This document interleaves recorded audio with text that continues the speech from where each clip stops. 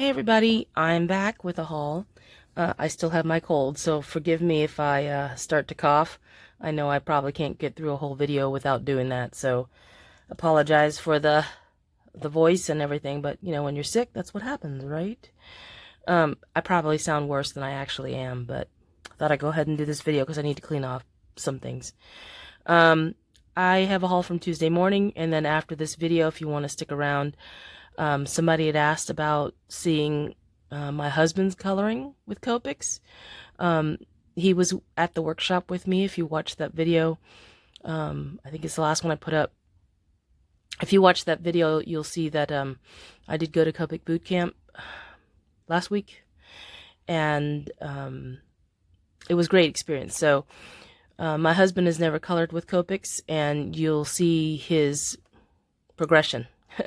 And so those of you who want to stick around and watch that, you feel free.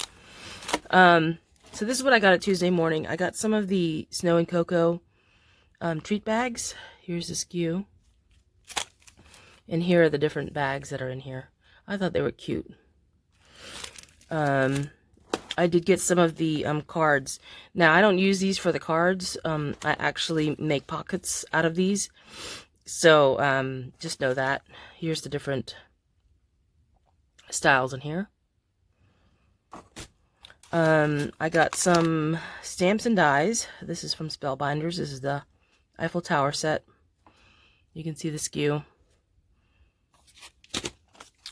Somebody told me that SKU number doesn't work anymore, so I don't know.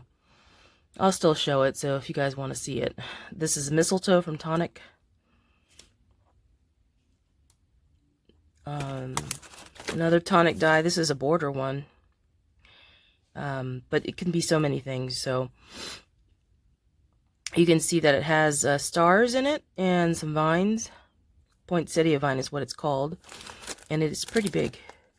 They like bigger cards than we do. So for those of you that are wondering, this is a very big die. There's a SKU. But they do make really big cards over in the UK.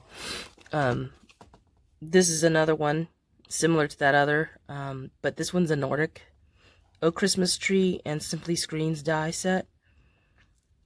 So this one has ornaments and it has a Nordic print. I had to get this one. Here's the SKU for it. You can see here's the strip. I got this gift card die from Hero Arts. So it creates the, the flap, and then you fold this one up, and then you tuck this into this little cut that's going to occur on the bottom flap. So it would really be like this. Or you could do it the other way. Up to you, really. Here is the SKU for it. And then I got some more stamps. This one is from Snow and Cocoa. I like the sentiments on it and the fonts, so I picked it up. And then I got this one from Momenta. This one's a kitchen type baking thing. Here's the SKU. And then I got some stencils from We Are. They had quite a few different things that I hadn't seen before. I guess you use this with the precision press, or you can. But this was a good deal. There's several stencils in it. You use the little holes in the little tool, and actually my husband has one of these now. So I could use it with his, but why bother? I can hold a stencil down, and there's 2, 4, 6, 8, 9, 10, 11, 12. There's 12 stencils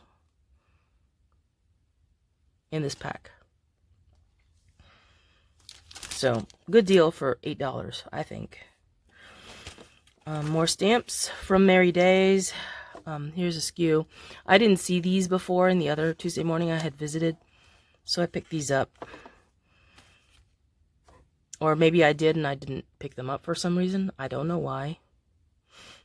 So, and then I got these shaker stickers.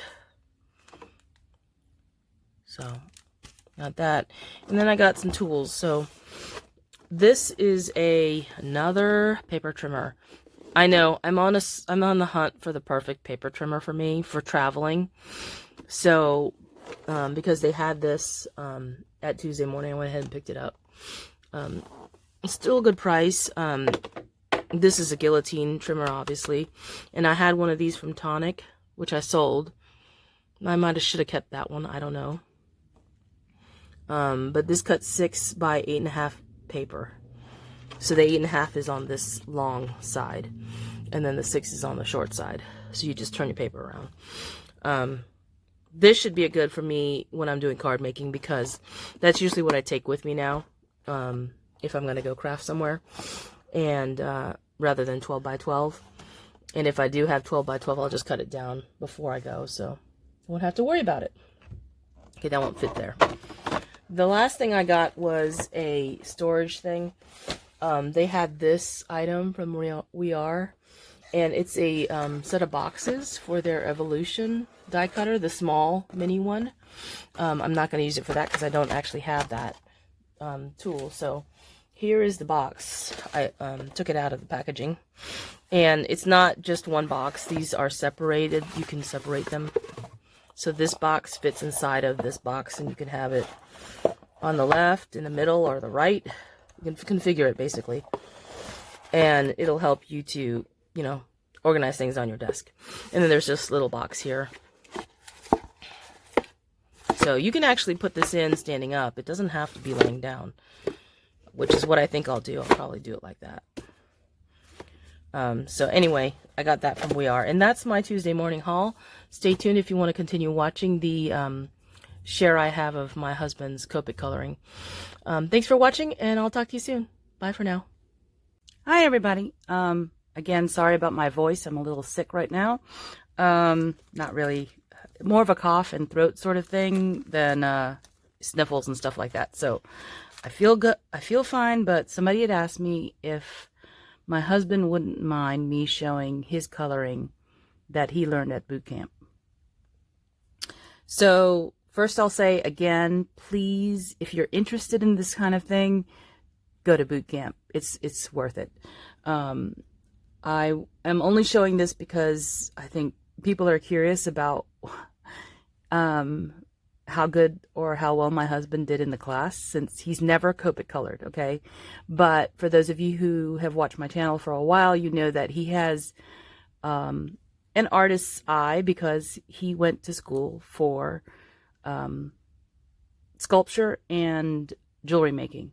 So while he wasn't really more into the 2D arts, he did take a lot of art classes, because, you know, those kind of classes are required, you know, drawing and stuff like that, that are required to be able to get into your sculpture and your higher level classes. So he does have a master's in sculpture, and he also has a master's in metalsmithing and jewelry making.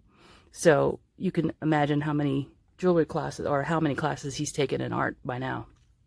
So I'll show you this. I'm showing you this one because this is actually the first image we colored. She said, take your markers out, color this elephant the way you want to, the way you think you should color it.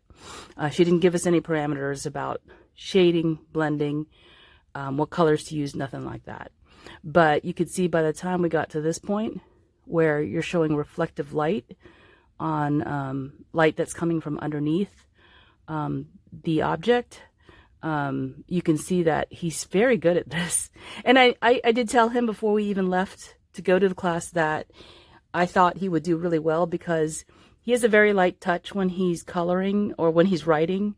So I knew that when he got to the point where he would actually start coloring, he's probably going to be very good at it in terms of the shading and everything, because he knows all the principles for light and everything like that. So I knew that he would probably be very good at this. So here is his Luca that he colored with the background. And again, he did this himself. I did not do any of this. This is all his coloring. We were, you know, instructed on how to color this image, and this is his end result of his Luca. We were also shown how to color hair, or actually beard specifically, and he just felt like for his beard he wanted to color it more like you would color hair as opposed to a beard. So this is his coloring, and I think this is awesome because it looks really good with the light and everything. So That is his beard that he colored. This one was on folds and stuff. You can see he's got a lot of movement in his skirt here. So didn't finish coloring it, but you could see how well he did with showing the folds and the creases in the skirt here. And then the last item I have to share with you is the artichoke. This artichoke's from Concord and Ninth, and look at his coloring here. It has a lot of detail. He didn't finish again. We were sharing a marker that was, we only had one of this marker between the two of us, so I did a couple of leaves from mine, he did a couple of leaves from his, and you know, you could see what he finished. He finished the base part and the couple of the different petals. So just so you guys know, first of all,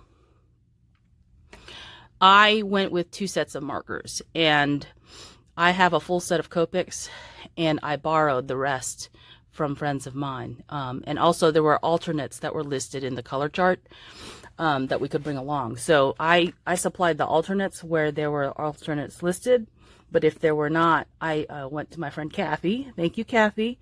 She let me borrow some markers, and my friend Mary. Thank you, Mary. She's local to me.